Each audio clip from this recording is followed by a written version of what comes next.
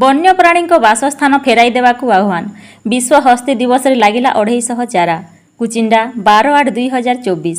ସମ୍ବାଦ ସାହିତ୍ୟ ଘର କୁଚିଣ୍ଡା ପକ୍ଷରୁ ଅବସରପ୍ରାପ୍ତ ହିନ୍ଦୀ ଶିକ୍ଷକ ସୌଭାଗ୍ୟ କୁମାର ପଟେଲଙ୍କ ସଭାପତିତ୍ୱରେ ଶ୍ରୀ ଅରବିନ୍ଦ ପୂର୍ଣ୍ଣାଙ୍ଗ ଶିକ୍ଷା ଓ ଗବେଷଣା କେନ୍ଦ୍ର କୁଟରାଚୁଆଁର ଗଛଲତାପୂର୍ଣ୍ଣ ପ୍ରାଣଙ୍ଗରେ ଆୟୋଜିତ ବିଶ୍ୱ ହସ୍ତୀ ଦିବସ ପାଳନ ଅବସରରେ ଅନୁଷ୍ଠାନର ସଭାପତି ପ୍ରକୃତି ବନ୍ଧୁ ସୁଭାଷ ଚନ୍ଦ୍ର ନାୟକ, ମୁଖ୍ୟ ଅତିଥି ସଂଯୋଜକ ବରିଷ୍ଠ ସାମ୍ବାଦିକ ଗଗନ ଶର୍ମା, ମୁଖ୍ୟ ବକ୍ତା ସଭ୍ୟ ତଥା ସାମାଜିକ କର୍ମୀ ବିଜୁ ସାହୁ ଓ କେନ୍ଦ୍ର ଅଧ୍ୟକ୍ଷ ତେଜରାଜ ମହାପାତ୍ର ପ୍ରମୁଖ ସମ୍ମାନିତ ଅତିଥି ଭାବରେ ଯୋଗ ଦେଇଥିଲେ।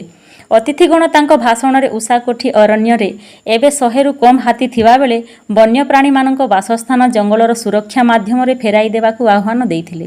ମୁଖ୍ୟ ଅତିଥି ଶ୍ରୀ ନାୟକ ଉପସ୍ଥିତ ସମସ୍ତଙ୍କୁ ଏଥିପାଇଁ ଶପଥ କରାଇବା ସହ ନିଜ ଜନ୍ମଦିନ ଓ ବିବାହ ବାର୍ଷିକୀରେ ମଧ୍ୟ ଚାରା ରୋପଣ କରି ତାଙ୍କୁ ବଞ୍ଚାଇ ରଖିବାକୁ ଆହ୍ୱାନ ଦେଇଥିଲେ। ପ୍ରାରମ୍ଭରେ ଛାତ୍ରୀଗଣ ସ୍ୱାଗତ ସଙ୍ଗୀତ ଗାନ କରିଥିବା ବେଳେ ନବୀନ କୁମାର ସାହୁ ସ୍ୱାଗତ ଭାଷଣ ସହ ଅତିଥି ପରିଚୟ ପ୍ରଦାନ କରିଥିଲେ।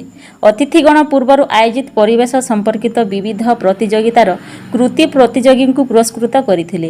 ଏହାପରେ ଲୀନା ପଟେଲ, ସୁସ୍ମିତା ହୋତା, ଦୀପକ ପଟେଲ, ମନବୋଧ ବାଗ, ନୈକେଶୀ ରାୟ, କ୍ଷୀରୋଦିନୀ ରାଉତ, ସସ୍ମିତା ପୁରୋହିତ, ମାମି ନନ୍ଦ, କଲିକା ମଞ୍ଜରୀ ଦାସ, ତରୁଲତା ବାଗ, ଶୁଭ ସାଗର ଜୟପୁରିଆଙ୍କ ନେତୃତ୍ୱରେ ପ୍ରାୟ 250 ବିଭିନ୍ନ ପ୍ରଜାତିର ଚାରା ରୋପଣ କରାଯାଇଥିଲା। ଶେଷରେ ବିଶିଷ୍ଟ ସଭ୍ୟ ଲକ୍ଷ୍ମଣ କିଷାନ ଧନ୍ୟବାଦ ଅର୍ପଣ କରିଥିଲେ।